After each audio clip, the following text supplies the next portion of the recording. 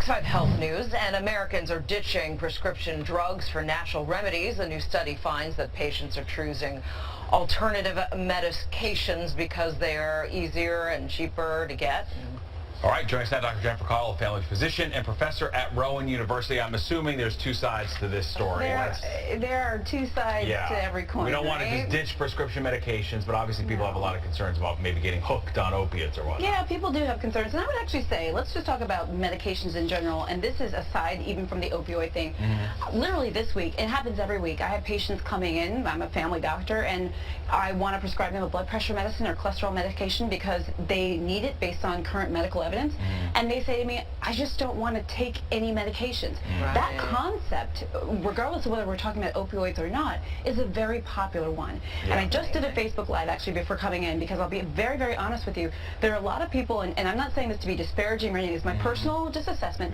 I think sometimes we feel that we're somehow better or something if we're not on meds, as though being on medications feels almost like a failure, like an acknowledgement of mortality or something. Or something, right? And again, I can't speak exactly to how everyone feels, but this is what I'll say about that in general, because I oftentimes will say to my patients, you know, look, if you need this medication to live a longer, healthier, happier, more productive life, then the medication is the way to go. And by virtue of being on medications doesn't make us any less or any sicker or more problematic. Okay.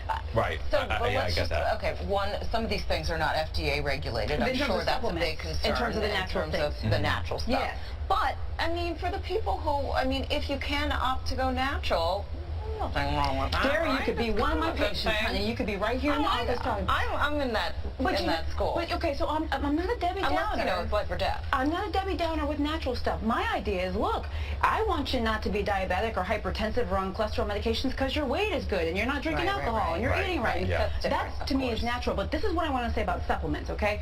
The biggest sort of thing out there are these supplements and things that call themselves natural, organic, etc. This is the thing, and you're right. Oftentimes these are not FDA approved. Of course, What that means, though, is we don't often have studies that proves that they do what they say they're going to do. The other thing is supplements and natural things can often have side effects, and just because it says natural doesn't mean it's safe. It's got a halo effect, the whole idea of natural. Look, I'm not down on the natural. No, go with what your doctor says.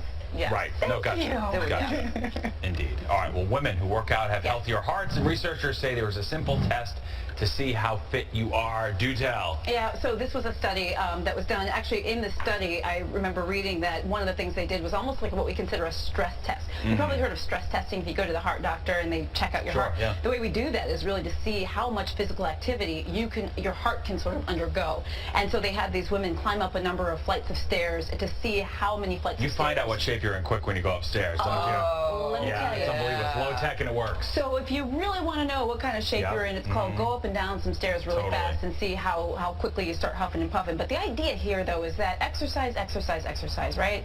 There is such thing as overdoing it, don't get me wrong. But as we come into the new year, a lot of people want, this is like the new year, new you time, and I'm here for it. If you haven't, if you've been on the couch all year and you're like ready to get off the couch, I am here for you. Exercise is one of the best things we can do, and I know we know this, but I'm going to say it again, because for that person that might be like, well, maybe I should, whether it's going to a gym, getting an exercise buddy, maybe it's just taking the steps. You know, it doesn't have to be training for a marathon. Just get active. Just get off the couch. Just start there. Right. Start small. Indeed. Makes sense. Thank you. Always a pleasure. Yes, Dr. Caudle, we appreciate it.